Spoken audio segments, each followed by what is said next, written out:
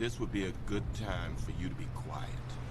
I know that's nearly impossible for you, but if I hear the sound of your voice right now, I can't be responsible for my actions. So this would be a very good time for you to shut up!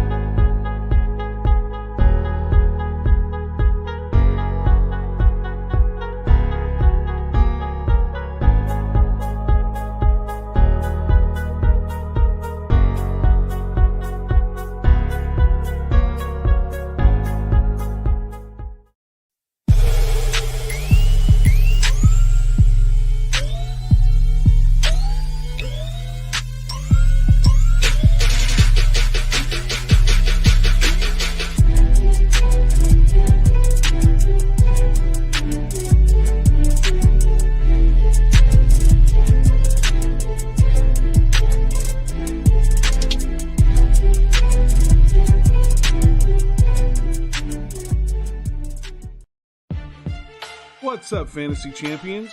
Spotlight Sports Network is excited to tell you about an amazing deal from Thrive Fantasy, your place for daily fantasy sports and esports. Right now with promo code SS Network, Thrive Fantasy will match up to $50 of your first deposit. So go to thrivefantasy.com and sign up now with promo code SS Network. That's thrivefantasy.com, promo code SS Network.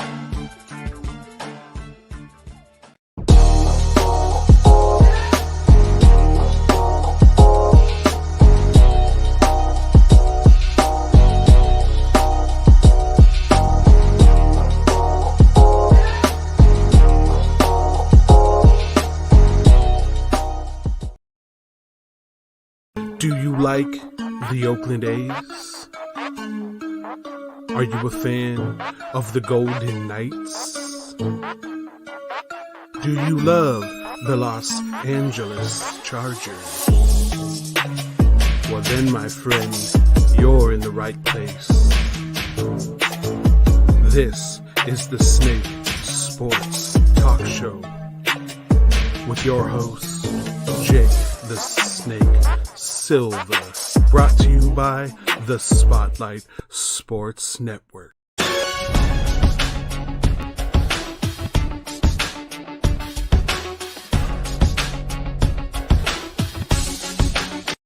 Well, ladies and gentlemen, it is that time again. And of course, shout out to all of our hard laboring workers on this Labor Day Monday.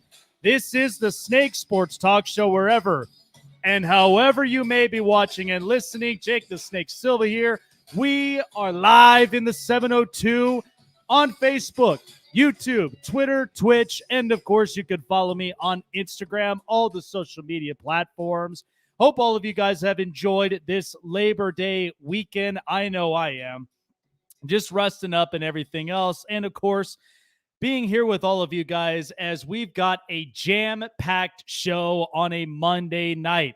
We've got Coach Dante. We got Mitch Kofsky. And of course, we've also got our very own Darian Hopkins of the Spotlight Raiders Talk. And we're just talking sports, baby. This is what we do. For those of you that have not done so already, it's your first time. I appreciate you guys, and I would encourage you to like, subscribe, and hit the bell button for all latest notifications on future and past shows on the Snake Sports Talk Show and on the Spotlight Sports Network. And if you haven't done so already, go online to the SpotlightSportsNetwork.com as we got killer deals every week with hats, hoodies, t-shirts, and so much more.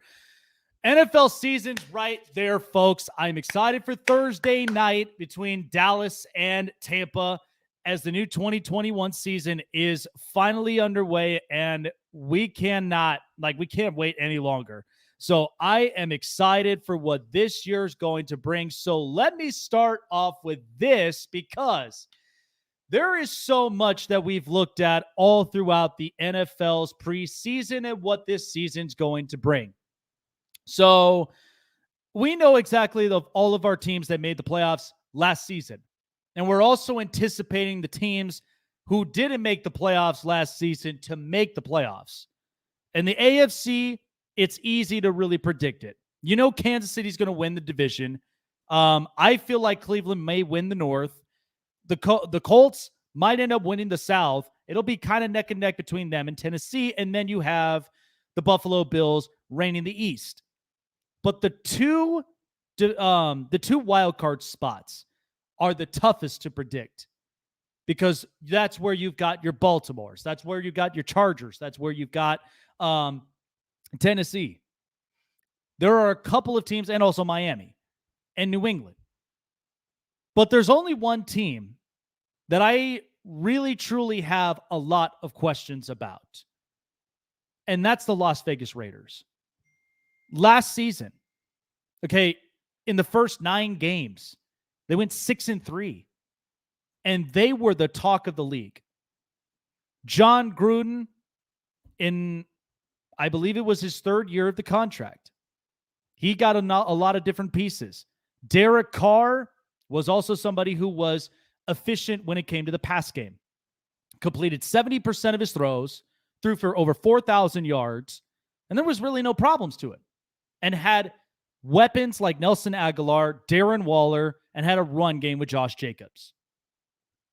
But the one thing that concerns me the most is post-Thanksgiving record.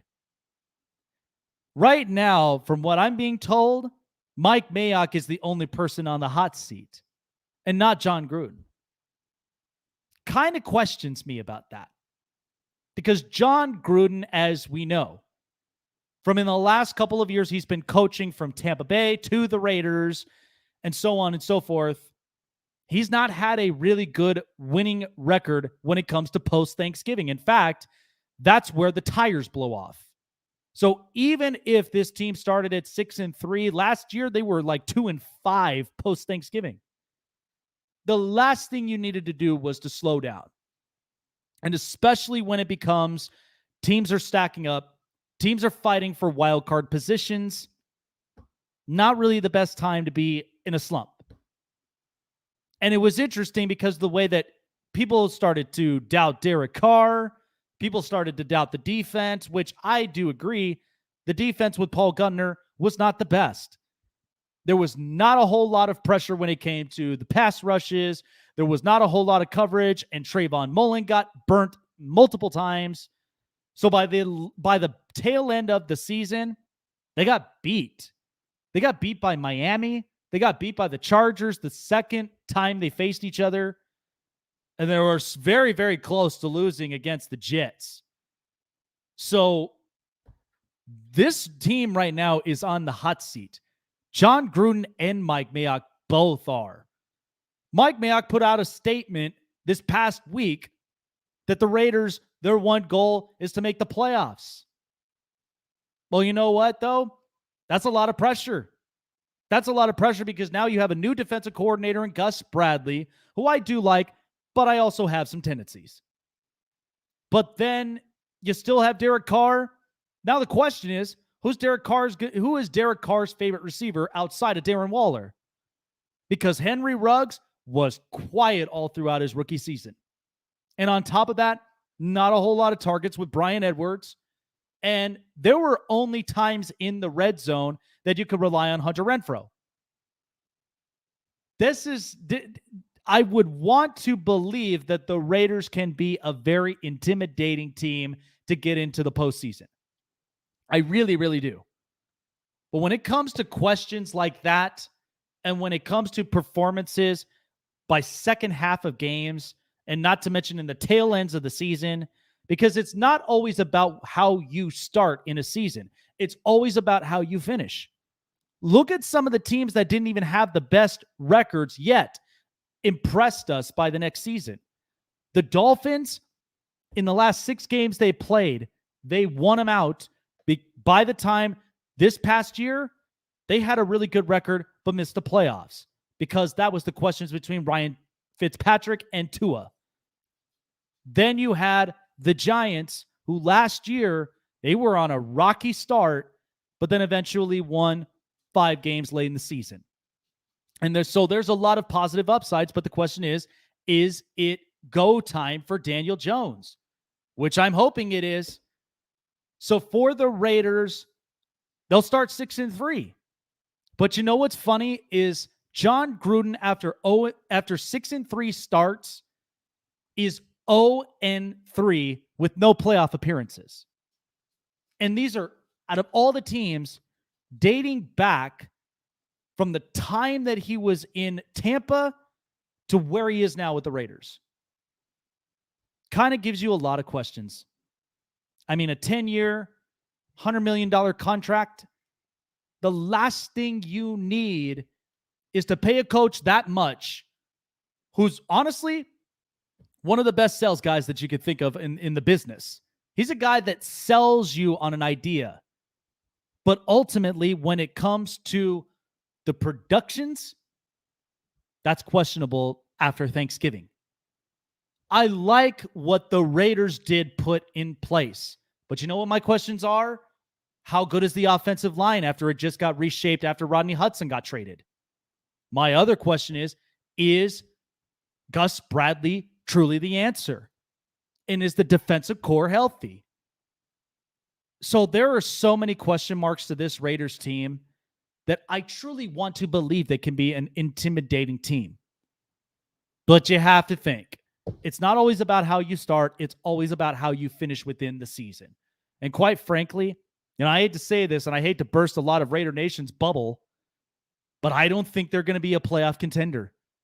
It is way too tough in this AFC because you have to get past Brian Flores and his defense in Miami. Brandon Staley looks to be promising with the Chargers, and you got Justin Herbert in the mix. The other part is you got Mac Jones in New England, where Bill Belichick is dying to get back in the postseason after missing it last season. And so there's a lot of storylines on the line. And if the Raiders truly want to make serious noise, you got to hit the ignition. You got to start the ignition. You got to hit the gas, and you just got to blow past everybody. That's a tough schedule. I looked at it from top to bottom. That's a tough schedule to get past. I like what I see in the group, but hopefully this year they'll get things going. All right, so I've got Coach Dante in the mix right here because of what I'm about to say with the Houston Texans, because there have been a lot of talks with the Deshaun Watson thing. So the reports is that Tyrod Taylor will start week 1 and Deshaun Watson's going to be sat. So at this point, you already know with how Deshaun Watson is going to feel with the start of the season. He's not going to play a single down with Houston, and it's just going to make things a lot tougher with their front office.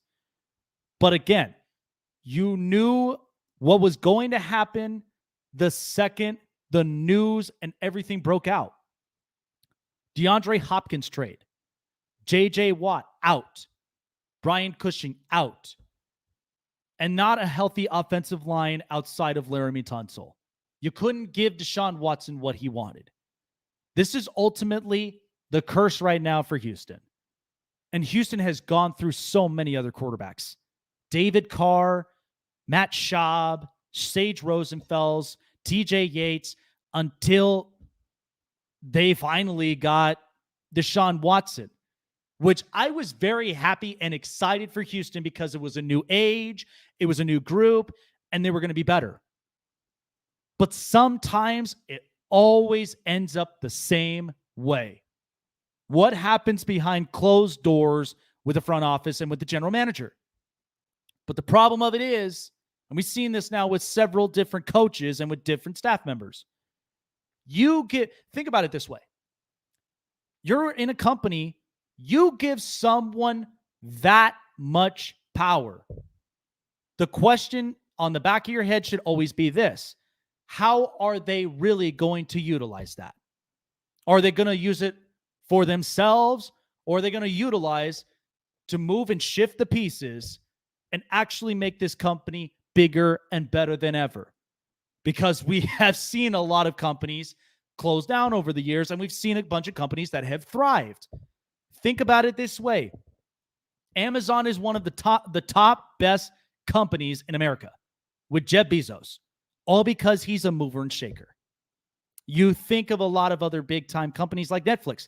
Netflix pretty much outproduced Blockbuster and a lot of these other video companies because of the fact of it's easier now to just download videos and movies straight off from your couch.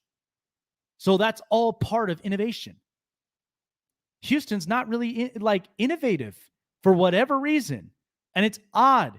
You have the best thing in Deshaun Watson and you can't give him the best thing.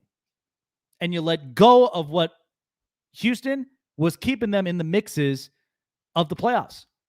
Think about it. The 1 year they went 0-3 to start and won 9 straight games. That was not all Houston. That was all Deshaun Watson basically telling you, I need help. I could produce. I could give you exactly the production, but then in the end, the tires fell off. So, as we know, it's a rude awakening for the Houston Texans, but you can't hold on to this for long. The front office, they know for a fact that they need to make serious changes. Otherwise, this is just going to be a tire fire of an organization, much like we've seen in Cleveland, much like we've seen in Jacksonville, much like we've seen in a lot of different places. But Houston's, until they figure this thing out, and I love the fact that they had to blanket everything. I love the fact that they were blanketing all these problems. It wasn't going to help. Because think about what the Colts had to deal with Andrew Luck. 11-5 consecutive seasons, not a strong offensive line. Andrew Luck at times had to play with a just banged up. But he still managed to get the Colts in the playoffs.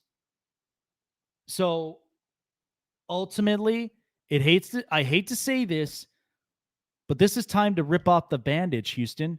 It really, really is. And for the sake of it, because instead of lingering all of this on, the front office brought it upon themselves.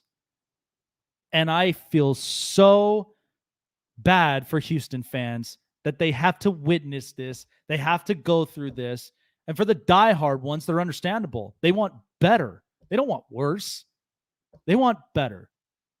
So by the time that Deshaun Watson, he departs, and I know that he's got his own personal issues that he's got to clean up, but do the right thing. Do the right thing for the city of Houston, for the fans, and honestly, for the players of this organization. Because the longer you linger on, this is going to be a team in a division that's so lopsided with the Colts and Titans. And now you've got Trevor Lawrence in the mix. So, whatever plan is in place, I hope there is. But if not, this is kind of just going to be the harsh reality we'll see with the Texans moving forward. Coming up next, I've got Coach Dante on the way here to be talking a lot about the Tyrod Taylor situation with the Texans. We'll also be talking a little bit more about the Gardner Minshew situation. Plus, I've got Mitch Kofsky coming in. We're going to be talking a lot about the Sixers situation with Ben Simmons not going to be coming in to this organization and not showing up to camp. What now is in stake for the Sixers and, of course, Darian Hopkins around the corner here on the Snake Sports Talk Show. Be back in a bit. We will see you guys here in a second, but we'll take a quick break here on the Snake Sports Talk Show. Welcome to the My City, My Game pod show featuring Raider J77, your place for all things Raiders and all things Trailblazers. Brought to you by the Spotlight Sports Network. Make sure you like, subscribe, and hit the bell for notifications. Now let's go.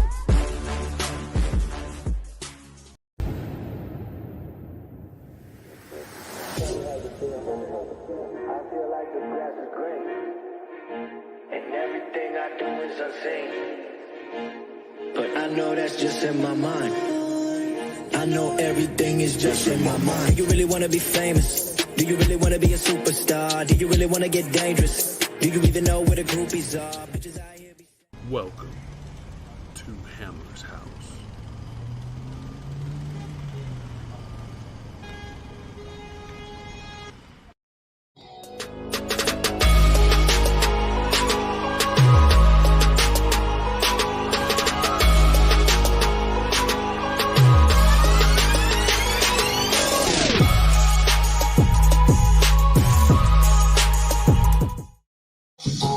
For all of our fantasy gurus out there, left and far and wide, coast to coast, you guys love fantasy sports and you guys love to win cold, hard cash. Thrive Fantasy, my friends. Week 1 is this week. And you know what?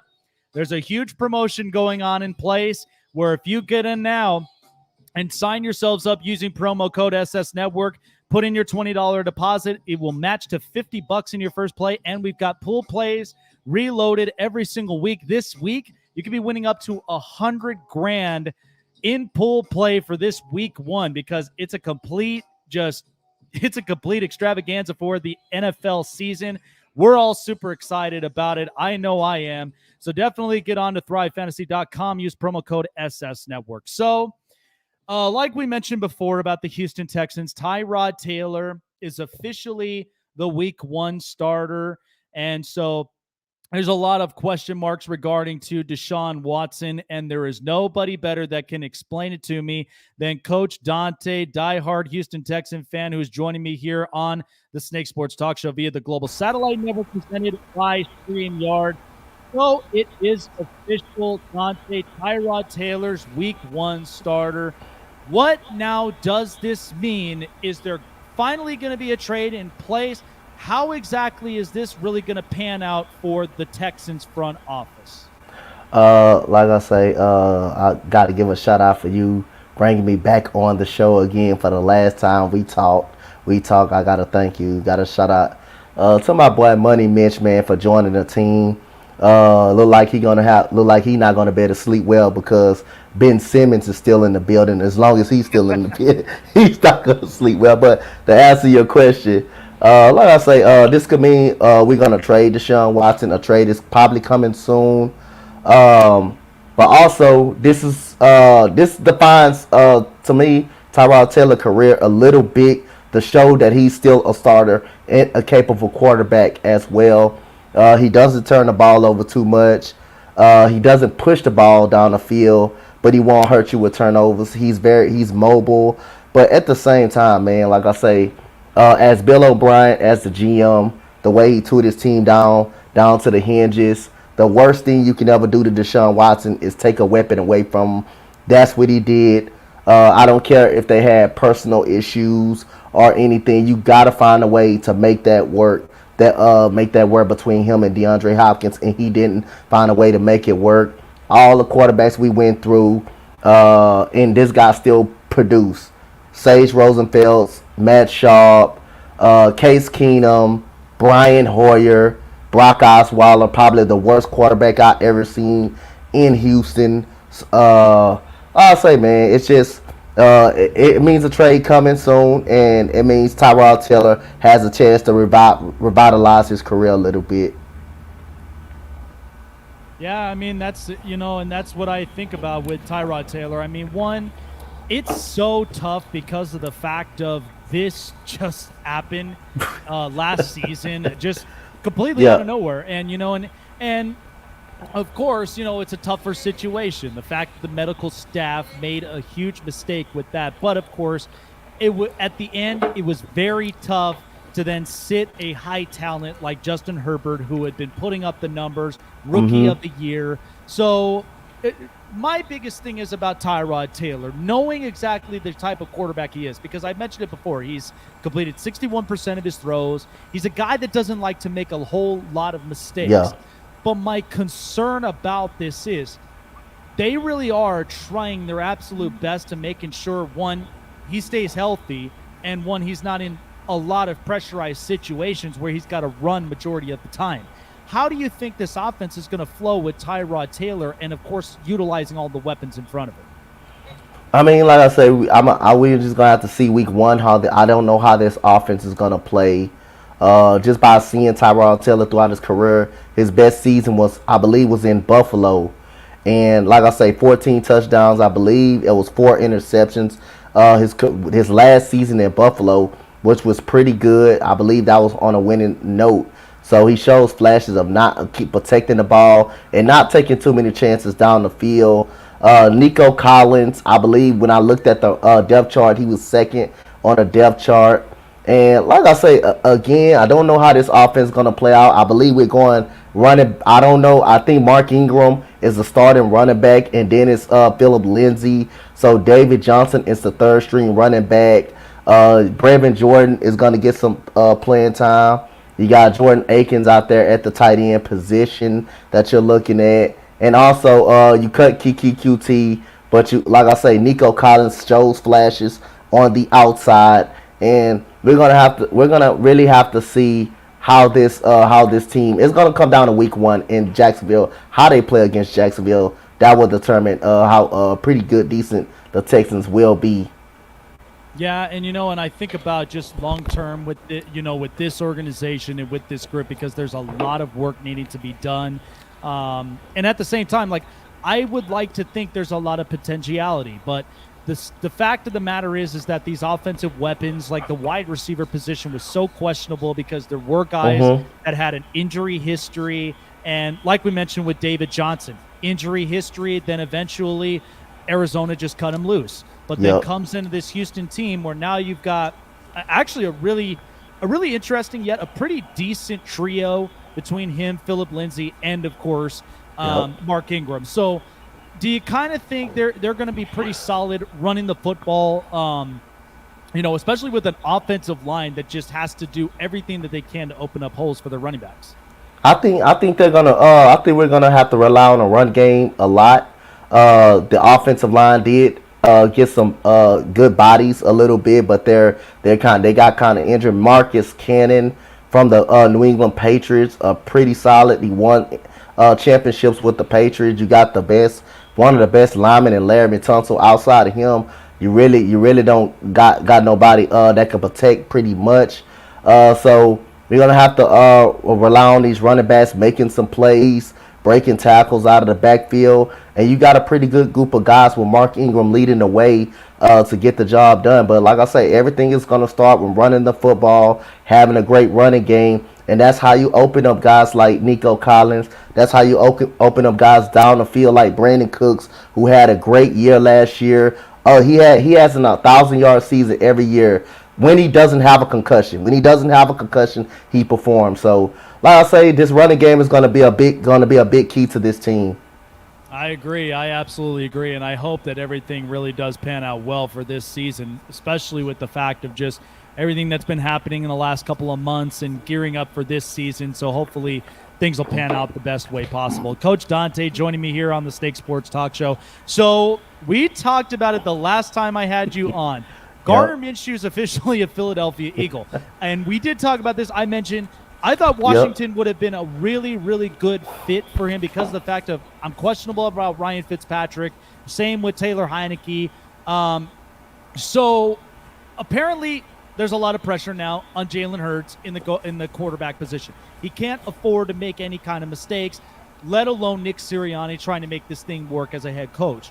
Does it feel like Philadelphia has a little bit more of some insurance, given the fact that they have Jalen Hurts as their starter, but if push comes to shove somewhere within the season, does it kind of feel like they feel a little more confident in the quarterback position, knowing that they've got a high-end backup with Gardner Minshew?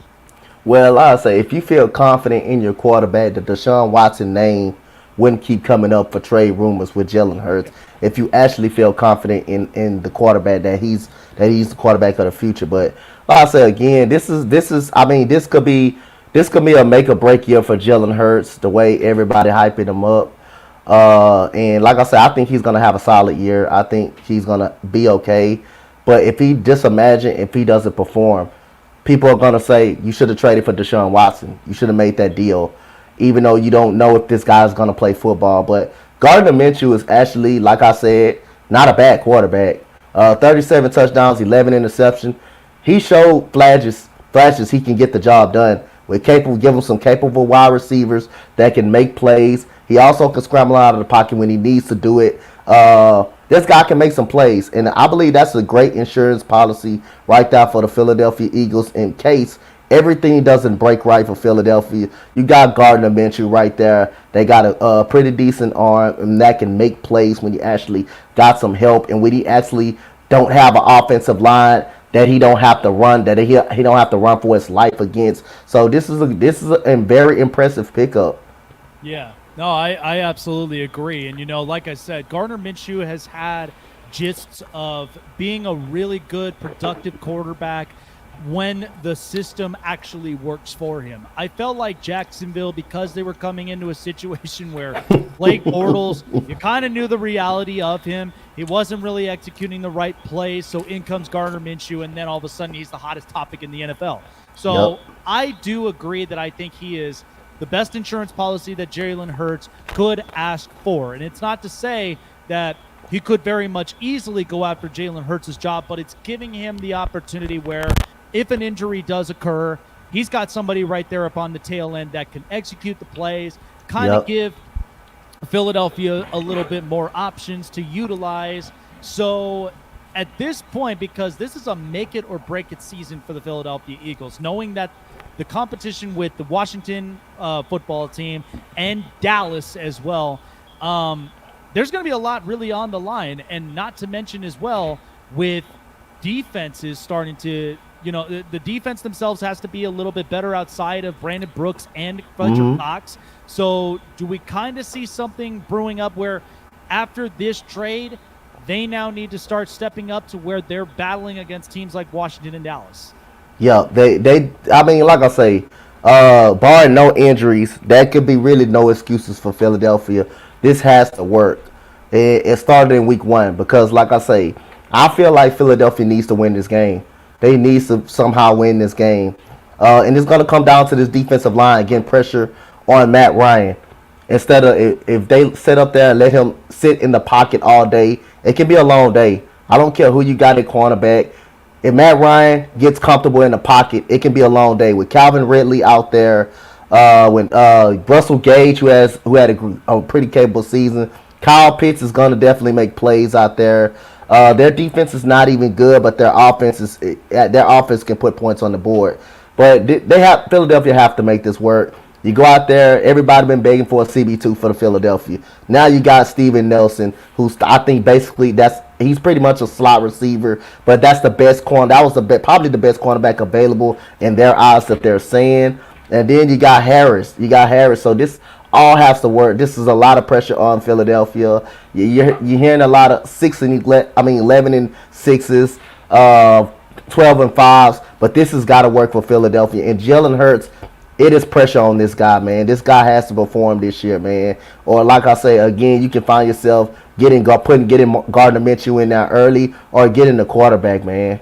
Yeah, absolutely. And that's what I'm hoping for Philadelphia. The fact that after a Super Bowl victory that they had in 2017, there were a lot of shaky things, injury after injury, then everybody kind of getting called up on the practice squad. So there's a lot really on the line for guys like Howie Roseman, Nick Sirianni.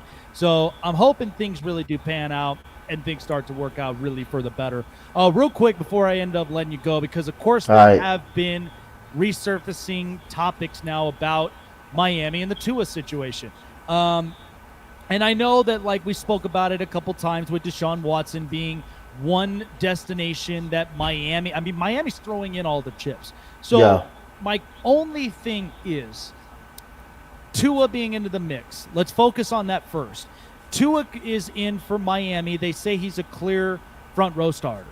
If somewhere down the road that they kind of look at it, because he had a couple of games where he was under 200 as far as his passing yards were in a game, if we start to see more and more performances where it's much more defensive reliant and they don't have that impactful quarterback that's going to get them over the top, do you think Tua right now probably is just not the fit for Miami if that's the case?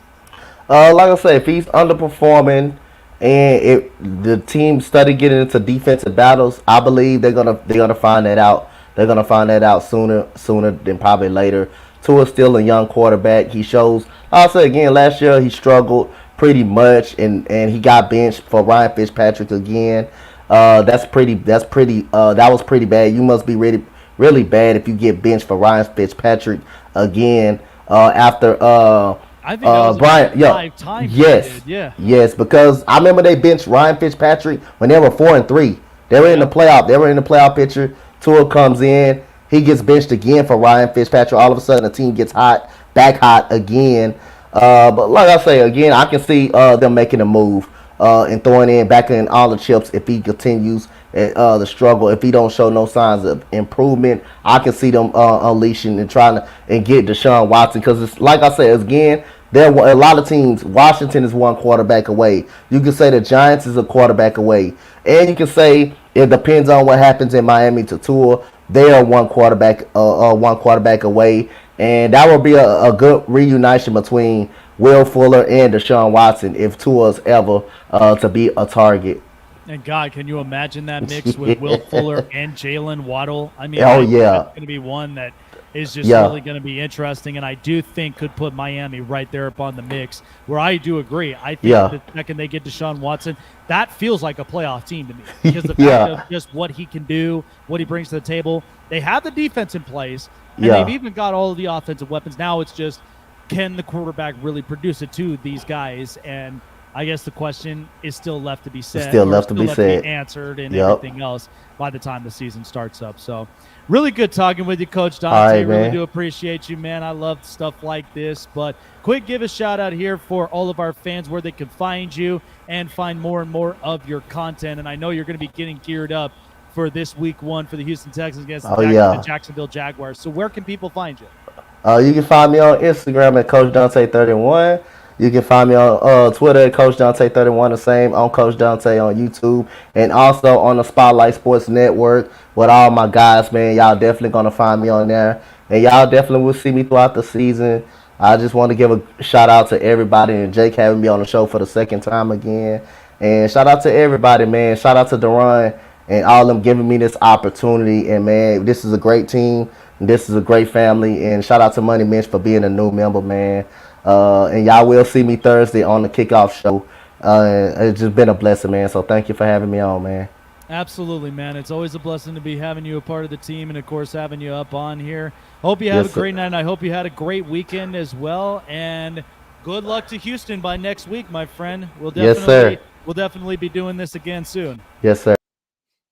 Well, there you go, Coach Dante right there. And he's absolutely right, because the fact of just this whole situation with Houston is just absolutely crazy, just absolutely out of the lines. I mean, I wanted to believe that Houston could have been a better organization, that the second that moves were happening, but it was just a lot up onto the table. But shifting over to another destination, which of course, the Philadelphia 76ers and this Ben Simmons situation. If you saw in my last episode about Ben Simmons, I've said it before. What you see at this point is what you get.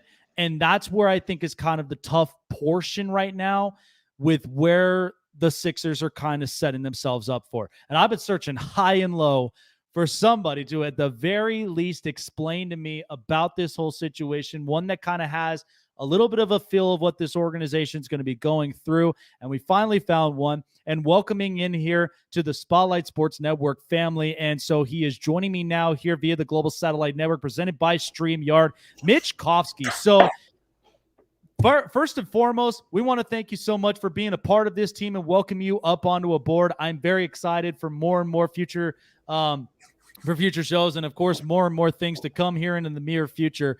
So let's just dig right into it. Ben Simmons, obviously you and other Sixer fans have left a lot on the table with as far as his performance, the type of personality, and all this other stuff. So now the reports are he doesn't want to be a part of Philly. He doesn't want to show up into camp, and now wants to be traded away, and narrowed it down to 3 California teams. How is Daryl Morey and the Philadelphia 76ers really going to try to play this out? Your thoughts? Well, first, I just want to say thank you for having me on, my guy. First time doing a Spotlight Sports Network. I'm really happy to be part of this team, family. It's just a great feeling. I've been getting so much positive since the announcement. It's great, and I love it. So, now for Ben Simmons. Okay. What would Daryl Morey be doing? If I were him, I would have taken that first trade, honestly. I'm not going to bargain in the first. I would have taken that right from the get-go, but he's trying to bargain his chips. And what I mean by that is like waiting for the best option. But the best option with the trade stock is so low, it's like, what? Minnesota, D'Angelo Russell, I don't know. Like, I don't want to send him to California at all. Like, I wanted to send him to Cleveland. Give me Colin Sexton and Kevin Love in the first. Give me those two, and I'm happy. And I'm happy with that. Colin Sexton can create his own shot. Kevin Love a spot up 3, a stretch. I'll take that.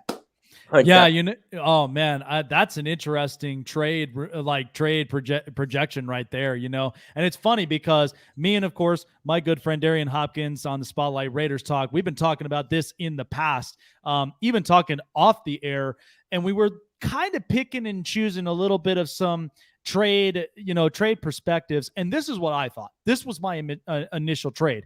My thought was make a 3-team trade, where you would have Philadelphia in the middle of the mix.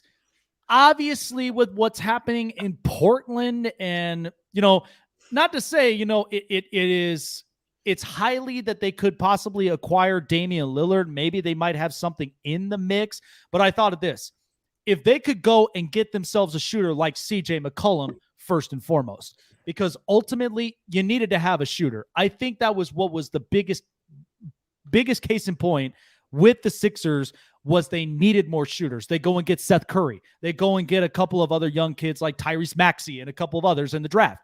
And then they had some defensive pieces. Now, let's say they trade away Ben Simmons to Portland to going and getting CJ McCollum. Well, at that point, they need to have somebody that's going to fill the void defensively, but still give you good minutes and give you also some good shots within the perimeter. I feel like you can make a phone call to Indiana and maybe have a trade in the mix of maybe potentially getting Malcolm Brogdon, because I love his play, that he's defensive, can shoot him within the perimeter and give me important threes when his time's on the floor. So that was kind of my initial thought. What did you think about something like that? I would love it. I would love it because Malcolm Brogdon's a great shooter. The only thing I have against CJ McCollum is that, yes, he's a good shooter. He can spread the floor and all that. But I feel like we need a superstar. But thanks to Daryl Morey and all this, I guess we got to take CJ McCollum. But wouldn't you think that Maxey would be part of that trade? Like, when they need someone with value, Maxey or Thibault? Mm-hmm.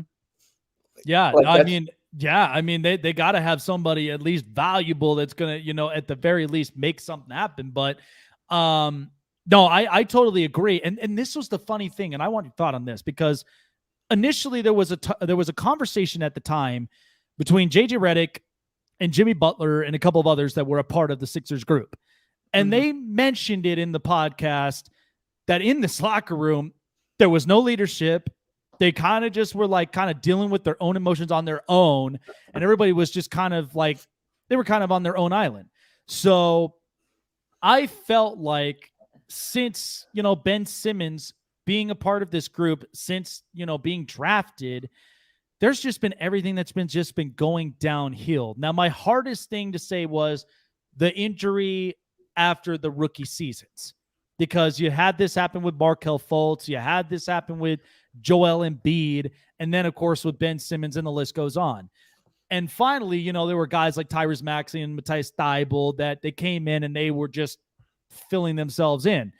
But my thought was shooters like Drew Holiday, JJ Redick, Jimmy Butler, if they were able to make a deal in place without losing those guys, do you think that the Sixers could have potentially had a championship like right in the middle of that mix before all of this had occurred? Of course, without a doubt. Because with Jimmy Butler, you saw what he did with Miami. He took him to the freaking finals. Yep. So when you have Jimmy Butler, he is a hard nose. He's a hardworking. He knows how to get it done. But with Ben Simmons, you trust him over me, I'm gone. I'm out. And that's how we got Josh Richardson, then Al Horford and all that. So if we had Drew Holiday, my God, that defense and shooting, bro. I miss him so much on the Sixers right now. I miss him. I really do. Absolutely, man. And I totally agree. I feel like, with the Eastern Conference, the way that things are set up and the way that things are shaped, I agree. And and this would have been an over-the-top team that could have gotten past teams like Boston, that could have gotten past teams like Milwaukee. So it just kind of feels like they're right there in the spotlight now, that knowing that what they see right now with all the teams that have already gotten the gist of Ben Simmons, it's going to be an even tougher situation to really kind of man this out. But hopefully if Daryl Morey does play his cards right, that hopefully there'll be a trade, in the middle of this mix. So hopefully so. Mitch Kofsky joining me here on the Snake Sports Talk Show. So here was my thought about this too, because dating back to the time of the James Harden trade, going through all of that, and obviously where we are standing with Ben Simmons now, if that trade had been finalized, do you think that team could have gotten themselves into the Eastern Conference Final and then having to face, a big-time showdown with the Milwaukee Bucks? I think they could, but here's the thing. We wouldn't have a bench, really. Like, Maxey would have been gone. We would still have Thibault. I forget who else was in that trade. Was it, like, a couple firsts and a second or something? I forget what exactly in that trade. Mm-hmm. But for the bench, we had nothing. Like, Maxey is gone, so we had Shake, George Hill, Furkan Korkmaz, and I love Korkmaz. I'm a huge fan of his. But it's just like with that bench, we didn't have that firepower with it. And we still had the defense, though. We had the defense, but look where that got us. I mean, it's an offense-driven league right now. No, it's true. I mean, that's like I said. I mean, this was it's so funny because looking at the league right now, it's a shooters league. It's the fact of you got to have important shooters to shoot within the perimeter, shoot the important threes, and also manage time. And I remember it being like in my generation watching basketball where it was a lot of physical play. It was fighting hard to get points. And at the same time, it was grit and grind to the last few minutes of a quarter that really mattered the most. So my thought of this is as well, because I'm looking at the Lakers situation, and the Lakers are just full of all NBA guys, all full of, just superstars and champions, all written across the board. But my only fear is this is such an old roster, and there's not really any young bloods outside of Kendrick Nunn and a couple of other pieces. Do you think that the Lakers, given the situation, do you think that either could make it, or do you think they might underachieve for the playoffs this year? I think they might underachieve because Russell Westbrook's ego is so high.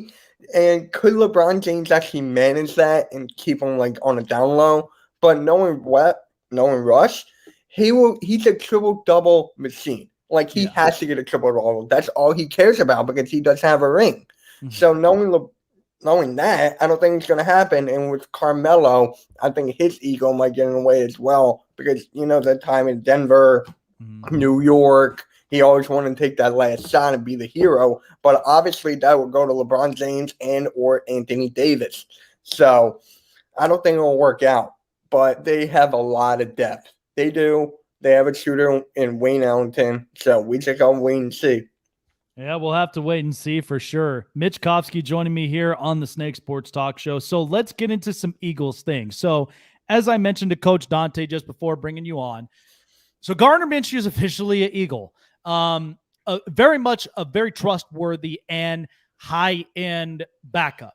I mean, you could kind of agree with this. This is kind of a winner-take-all type of year right now for the Philadelphia Eagles because after all of last year with just this mess with Doug Peterson and Carson Wentz and injury after injury, how do you think this is going to pan out now for Jalen Hurts? Obviously, he's not going to lose a starting role, but he is going to have some competition here and there. But I do think this is a really, really good insurance coverage for him. If an injury happens, you got a high-end backup that's capable of making plays and winning games. So given the situation within their division, do you think this could pan out a little better knowing you got a younger core with offensive players, offensive lines, getting healthier, and the defense kind of shaped up a little bit different? what's your expectation going into this next year for the Eagles? My expectations is I'm just going to give my record right now, and that is 9-8, because I'm not going way too high, like 14-3, 15-2. No, this is a building block. Yeah. So honestly, I'll be happy with 7 wins. I'll be happy with 7-10, because knowing last year to what we had now, and then building on to the future, and knowing the salary cap, we have 40-50 mil, and that draft next year, we have like so many picks. We can get Miami's pick. We can get Indianapolis pick. So our future's looking bright. So for this year, I'm going for 9-8, and hopefully that'll take the first spot in the NFC East. Yeah, hopefully so. I mean, there's a lot of competition within the Washington football team that, I mean, this team is loaded to where they only have a quarterback left that they need to fill, and it's go time for the Giants because of the fact of new pieces. Daniel Jones cannot afford to make more mistakes than what he did before. And then the Dallas Cowboys, look, I like the offensive presence for them, but the defense I have so many questions of because of the secondaries. And a lot of this hype. How do you think this is panning out for the Dallas Cowboys, knowing that with the defense, I mean, they got Micah Parsons, they got at least a couple of real good players, but I'm a little bit skeptical about this secondary. Do you think that the Dallas Cowboys really can make some serious noise in the East? It depends on one person, and that's Dak Prescott, actually. Because if he's coming off a big injury, and he just got injured again in training camp, obviously, but it depends on him. If he has a kick-ass year, they'll be fine. If he has a shitty year, I don't know. But knowing that defense, though, I don't think that'll be enough. I really don't think, because the Cowboys, quoting Stephen A. Smith, they're an accident waiting to happen. So knowing them, who knows what's going to happen? Like Zach Wilson, he's out for Thursday. So that's like, okay, that's an injury down. And we know there's just an accident waiting to happen. I don't think it's going to pan out. Yeah, not to mention, too, being on Hard Knocks where it's just like, I said it this way. When I watch the episodes, I feel like the Cowboys are like those trust fund kids. The fact that they're in a country club where they're getting all the best stuff. And it's like, it's almost like a circus there, and this is a team that at the same time could put up 25 plus points, but also at the same time give up 25 plus points. So ultimately, you could only get so much out of Dak Prescott, but eventually, that's just going to be questionable of how this offensive line is really going to protect him. Yeah, but it's just not looking good for Dallas at this point. Yeah, no, I think this. I'm right there with you. I feel like this could be a team that, they're making a lot of noise, but they're going to end up underachieving for this year. But who knows what's going to be at stake for them this new year. Well, it's good talking with you, Mitch. I really do appreciate it, and welcoming you aboard here on the Spotlight Sports Network. And real quick, because obviously with week 1 underway, how do you think that's going to pan out here for the Eagles? It's going to be a fun season. We don't know what's going to happen. There's too many question marks, but I feel like with this offense being built around Jalen Hurts, right? Because remember last year, our best wide receivers were Whiteside and Greg Ward. So it's just like knowing this offense and the speed, they might do West Coast. I think that'll be good for them. And for the defense, we got Eric Wilson, we got Steven Nelson, Darius Slay, Anthony Harris. I can go on and on. Ryan Kerrigan, that was a big one. I mean, the defense got some pieces to fit Jonathan Gannon's system, and it's going to be good, but Jake Elliott's got to make his field goals. Yeah, I agree. Yeah, he got it. They can't. Yeah, they cannot afford to have a kicker missing their field goals majority of the time. I know that feeling, especially with Money Badger being out now, and now now you've got Vizcaino coming in for the kicking position. So, where can people find you here on all your social medias to get a hold of you with everything Philadelphia? So you guys can find me at Mitch Topsy on YouTube, Twitter, Instagram, all that stuff. I cover the Eagles. I cover the Sixers. I just started covering wrestling. Like I just did a video on, Bryan Danielson, Adam Cole. So I'm doing wrestling content as well. So that's what I do on YouTube. And just the love I've been getting ever since the announcement I made this morning, it just unreal. Like, I thank everyone, especially Darian, Key in the building, Coach Dante, you for having me on. Thank you. We got to do this again, man. And it was just fun, especially talk about Ben Simmons, which I can't stand. Yeah, absolutely, man. Love having you aboard. And like most other teams, we all want to be a part of a winning team. So I am very thankful to having you a part of this winning team where all we got to do is just basically produce out the best content for all of our viewers and fans and listeners. So I'm very happy to have you aboard. And I'd love to do this again because, of course, the Chargers do play the Eagles within the week. So I would love to have you and Key in the building to get in your intake on the Eagles. So it's going to be a lot of fun seeing Justin Herbert up out there playing in Philly, and hopefully we'll see what happens if Justin Herbert might game. I can't wait for that. That'll be a very good game.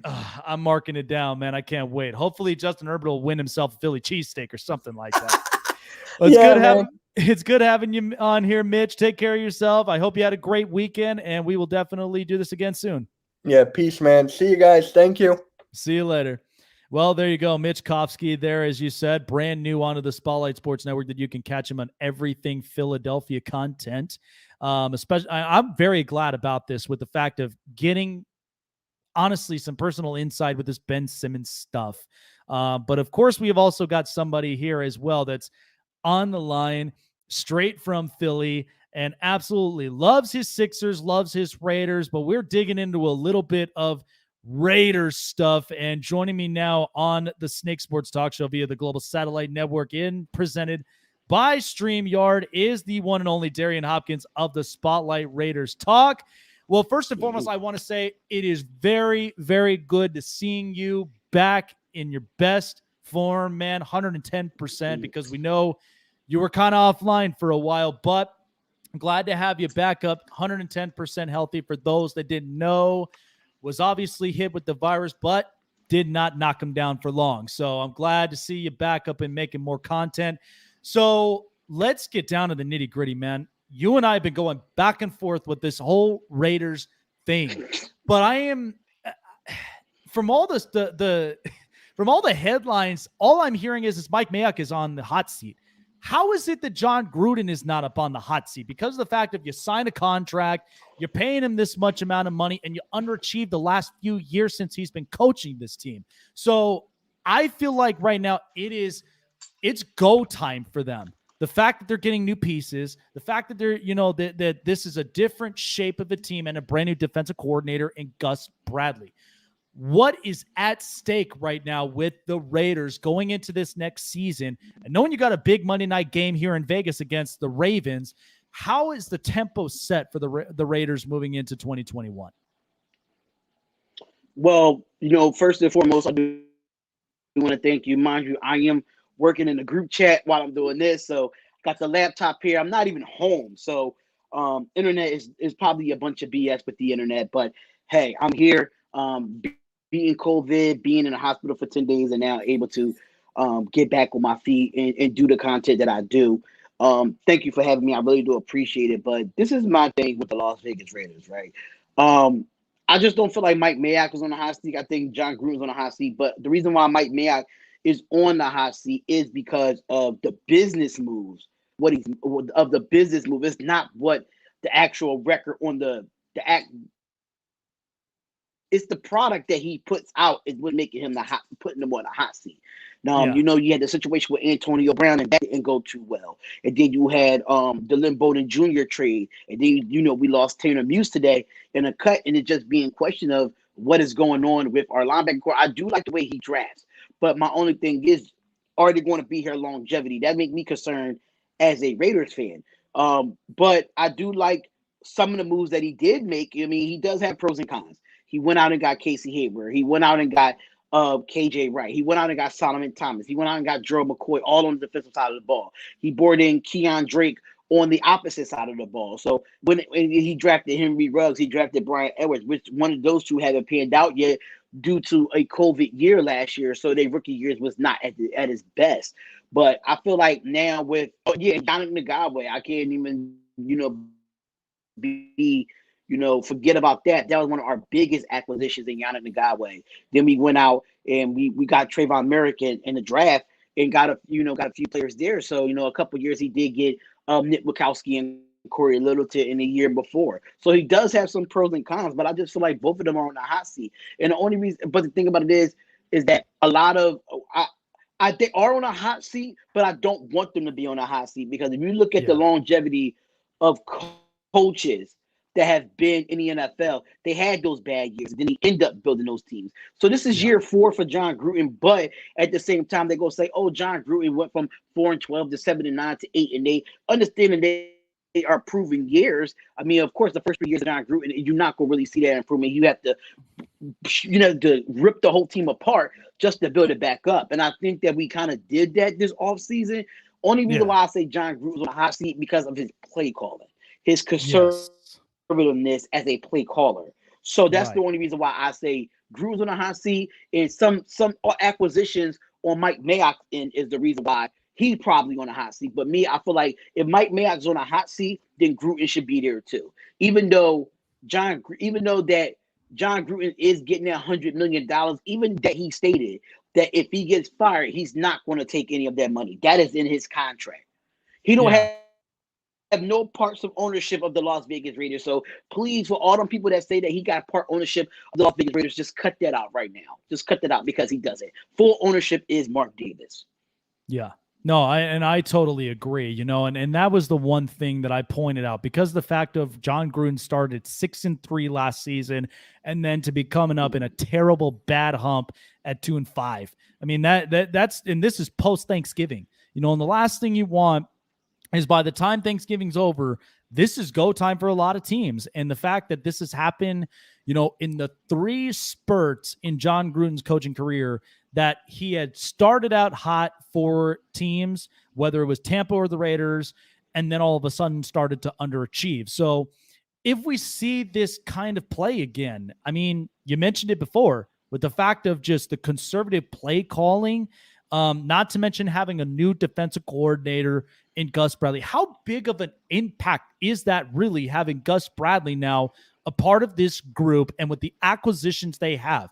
Do you think we might actually see a much better reshaped defense moving forward? Absolutely. I feel like we're gonna see that, because Gus Bradley is making these guys take accountability for when they make mistakes. They're letting them own up to letting these players. If you ever go on YouTube and look at Gus Bradley mic'd up when we did our training camp at Allegiant Stadium, I'm gonna tell you right now, the guy is focused. He's talking to them. He's yelling at them. He's making sure they're disciplined. And now that's the culture that we needed. Paul Gunther was too quiet. He was buddy-buddy with John Gruden, and that didn't work out. When John Gruden is making defensive decisions and you can't make those defensive decisions, it's an issue. And this is why John Gruden fired Paul Gunther, because Paul Gunther wasn't that aggressive with his players. And I feel like these players that we have now, they're buying into what Gus Bradley is bringing to the table. And KJ Wright, you bring in people that knows the system and teach these guys, these rookies, and these guys that's been here to learn the system. Darius Fallon, a Gus Bradley guy. Casey Hayward, a Gus Bradley guy. KJ Wright, a Gus Bradley guy. Denzel Perriman, a Gus Bradley guy. And then you still have Damon Arnett in there, could learn from Casey Hayward. Then you got Trayvon Mullen that could work from Casey Hayward. And then you have our defensive line, where we have a veteran in Solomon Thomas, Quentin Jefferson from the Buffalo Bills. You have veterans that can mix in with these younger guys, and he's blended it together. And you can see it from the preseason. You can see, even with the second and third team, you can see that they even bought into Gus Bradley's system. And I think it's going to be different. And I'm not expecting it to be a top 10 defense. No, I'm not expecting that. Realistically, top 20.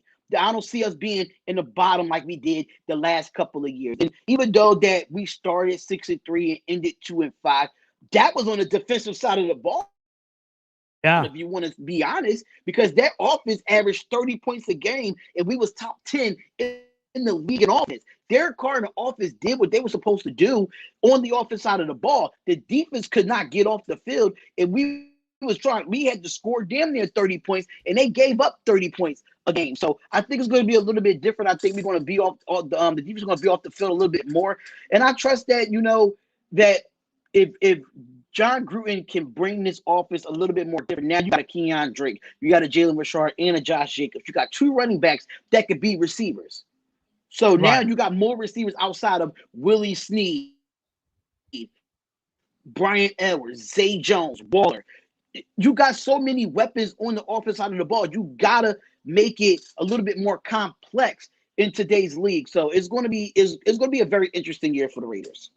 Yeah, it really is going to be an interesting year. Darren Hopkins of the Spotlight Raiders Talk joining me on the Snake Sports Talk show, and I agree because the fact of, first of all, I want to believe that this team is very intimidating to a lot of teams in the NFL, but it's just like they have it, but somewhere in the middle of the mix, somewhere there just changes. And I'm sure it gets excruciating for you and for Raider Nation that the fact that, they have these pieces that they could do it, but it's like, can they really overcome those adversities to be a tough team in the AFC West? So with that being said, you know how the AFC West is shaped.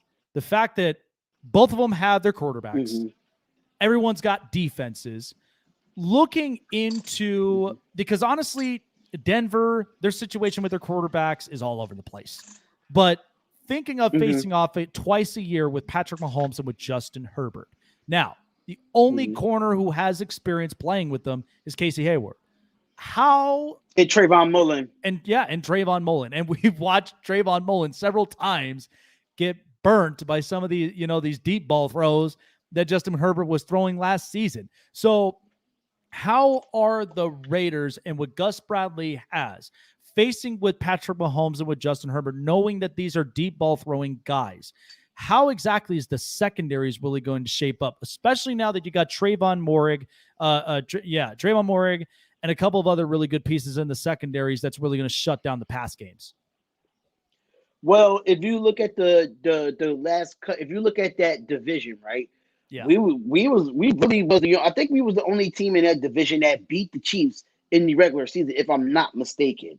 Yep. I think we was the only team in that division that beat the Chiefs, and we beat the Chiefs by pressure.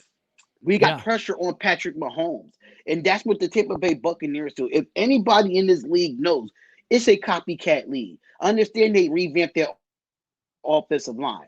Cool, that's fine by me. But now we have a lot of depth at corner. We got a lot of depth at safety. Our linebacker core is going to be better this year because now, mind you, even though you said about Trayvon Mullen getting a lot of deep balls, but that was in Paul Gunther's system. It might be a little bit different this year. You just don't know with Gus Bradley what his scheme is for Trayvon Mullen and for Corey Littleton. Littleton was playing out of place last year under Paul Gunther too. So Gus Bradley's going to put them where they need to be best at. So with Patrick Mahomes and Justin Herbert, I'm sorry to say, but I mean, every quarterback is a beatable quarterback. They're not invincible. You know what I'm saying? So, and that's for even for Derek Carr, and that's even for whatever the quarterback is for Denver. I don't even know who the quarterback is. And I don't care to know for the quarterback for the Donkeys. But Teddy Bridgewater. I'm not worried about Teddy Bridgewater. We beat him last year with the Carolina Panthers in week 1. So I'm not really worried about Teddy Bridgewater at this point, even though he got a little bit more weaponry over in Denver, but I'm still not concerned. Concerned because it's the Denver Broncos. But I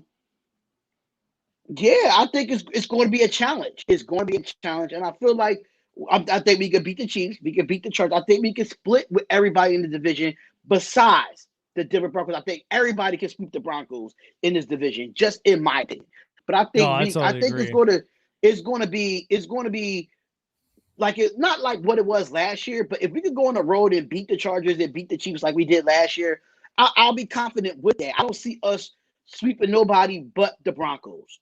And that goes even for the Chargers. I got the Chargers sweeping them. I got the Chiefs sweeping them. I don't see Denver winning no games in this division at all. I don't. No, I agree with Denver on that one. That's just going to be a tougher scenario and a tougher situation, knowing that the quarterbacks are questionable right now between Teddy Bridgewater and Drew Lock. But at the same time, I mean, you have to think about it. I mean, I watched the defense with the secondaries. This defense in preseason gave up less than 20 points all preseason, just all 3 of those preseason games. So it's kind of given me a little bit of a speculation of Patrick Surtain, Kyle Fuller, and of course Justin Simmons. that's just where I'm like, okay, if they're filling in these voids for a reason because of the division they're in with these deep ball throwing quarterbacks, that may be the reason why, and that keeps them competitive. But of course, you got to have somewhere where you got an offensive playmaker to make those plays in the middle of it when the defense is doing the work. Right. So my biggest thing is, this is the question for offensively for the Raiders. I know what I'm getting with Derek Carr. I know what I'm getting with Darren Waller. I know what I'm going to get with Josh Jacobs and maybe a little bit of Kenyon Drake. Who am I going to get production-wise when it comes to their wide receiver core? Because now John Brown is out. This is a make-it-or-break-it year for Henry Ruggs. And Bryan Edwards, hopefully he gets more targets this year. And Hunter Renfrow, he's a wild card guy when you need somebody open to get downfield, to get you first downs, and at the same time gives you scores. So do you kind of feel like Henry Ruggs could be the guy potentially after a rocky rookie year that he had last year? Yes. I mean, he put on weight. He practiced on his route running in the training camp. And I feel like COVID and not action, him and Bryan Edwards not having a actual training camp and a mini camp hurt them last season. I really think it hurt them. And I think this, since they had their first mini camp and training camp, Bryan Edwards and Henry, Bryan Edwards been more of a standout from the film that I've been seeing on training camp and what he been doing to these corners. He's going to be our 50-50 ball guy. He gives me the Michael Crabtree style of play when it comes to red zone. That's what it comes to. Now, the wide receiver core, Zay Jones. Willie Snead is a veteran that's going to come in and help these younger guys. Zay Jones is already a veteran, but he's not a veteran like a Willie Snead that played with a Lamar Jackson, that played with a Drew Brees. You know what I'm saying? So he's going to come in and help these guys, especially Henry Ruggs, where everybody thought Henry Ruggs was just a 9-route type of wide receiver. Now he's learning the routing tree. He was able to have a training camp and compete and actually work. I think improve year for our wide receiver core, knowing that we will have Zay Jones, Hunter Renfrow, Henry Ruggs, Bryan Edwards, and Willie Snead. That's our 5 receivers that we have. And we just signed David Moore from the Seattle Seahawks to our practice squad. So that's technically 6 receivers on our roster because David Moore is a playmaker as well. He's definitely a playmaker. When he was with Seattle under Russell Wilson. So it was definitely good to see him come in and be a contributor to this wide receiver core. So I think it's going to be pretty interesting to watch. Yeah, it's going to be very, very interesting to watch for sure. And you know what? I cannot be even more excited for just for the NFL season to start. And there have been so many different speculations during preseason. We've had a bunch of different headlines.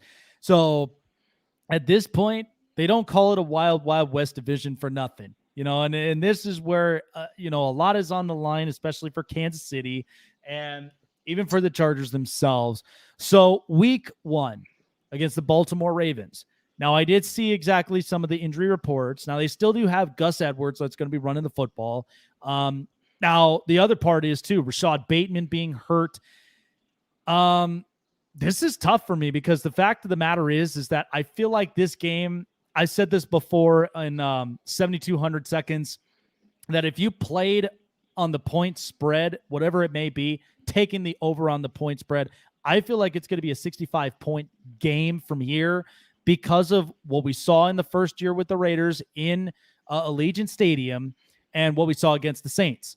So how do you feel like that this type of approach going against Lamar Jackson and going against the Baltimore Ravens, how that's going to set the tone for the Raiders at home? Because obviously Allegiant Stadium is going to be open now to the public.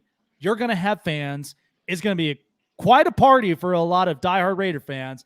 How do you think this tempo is going to be set for the Raiders in week 1? I think it's going to be set really well because you got a Yannick Ngakoue that practiced against Lamar Jackson all last season. He was with the Baltimore Ravens. And then you have a Willie Snead that played with Lamar Jackson last year that knows that Ravens offense. So we kind of got an advantage in those 2 aspects of it when it comes to former players that played for the Ravens last year. But I think Yannick Ngakoue is ready to get out there, him and Max Crosby, to get out there. For me personally, I feel like our linebacker core, they're going to do a lot of RPO they're going to do a lot of zone read and RPO with Gus Edwards. Because the question is, though, out of Gus Edwards, who's going to be their backup if Gus Edwards need a breather? So that's why they took that list of players they're going to look at Le'Veon Bell and all those running backs that's on the market, like a Devontae Freeman and stuff like that. So I don't really know who their backup is if Gus Bradley, but if Gus Edwards needs a breather. In their wide receiver core, I'm not really too scared of their wide receiver core. Bateman is out. Hollywood Brown is kind of questionable. And Mark Andrews just got, I don't know if you've seen it, but he just got paid as the highest TN.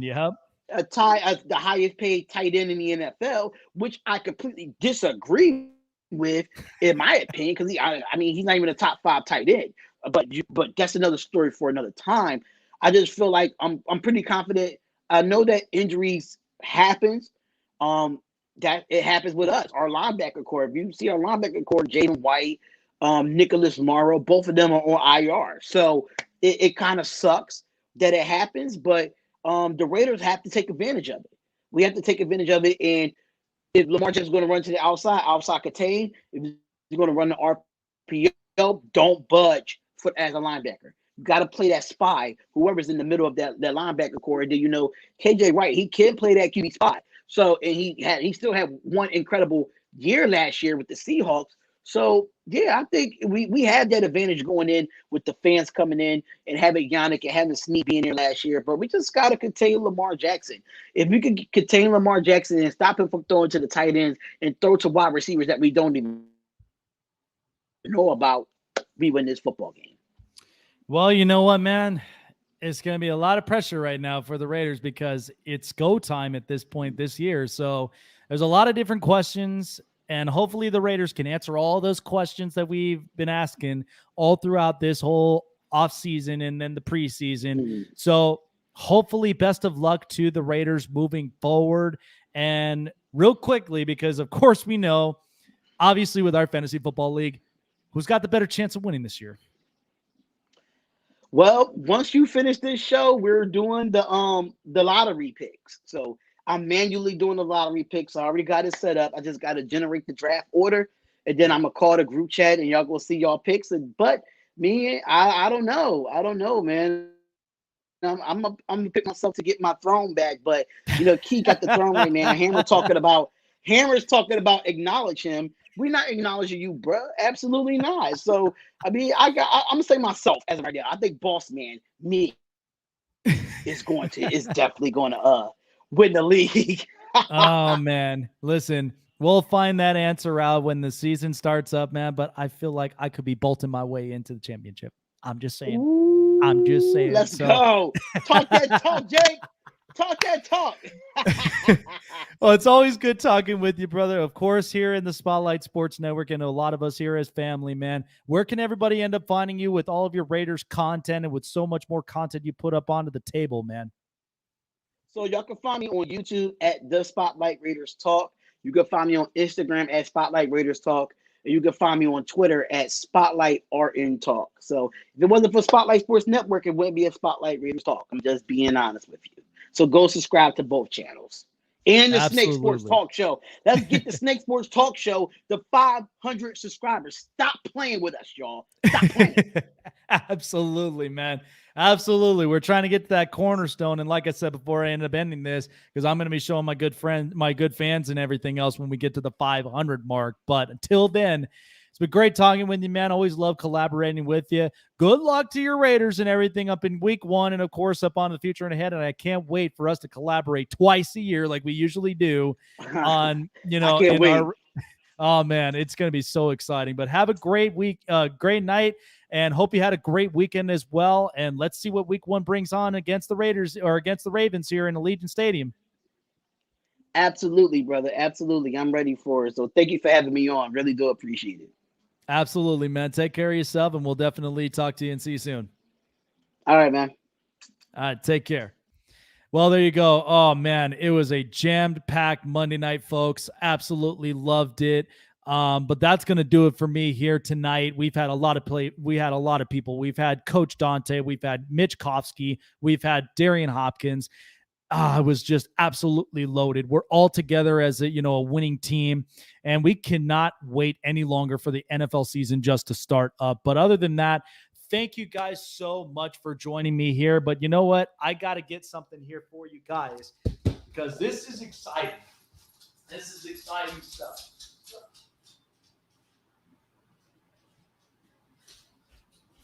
Because I'll tell you one thing, folks. I had to come in quick for this one. You guys have asked. You guys have definitely demanded, and it's finally here. We're on the road to 400 subscribers, but however, we got to make a strive to half of 1K. If we get to 500 subscribers on the Snake Sports Talk Show, here you go, my friends.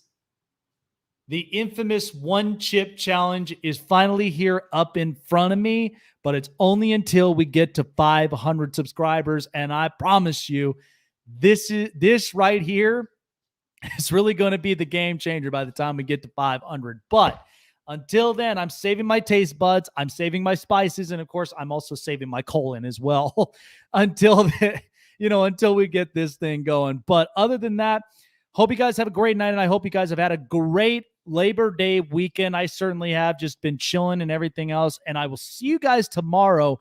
We'll be talking a lot more NFL talks. And of course, my infamous segment that I love to do every year, Jake's Prime Predictions. You don't want to miss that here on the Snake Sports Talk Show. Have a great night. Hope you had a great weekend. And we'll see you guys tomorrow night at the same time, 5 p.m. Pacific and 8 p.m. Eastern Standard Time. See you guys tomorrow night.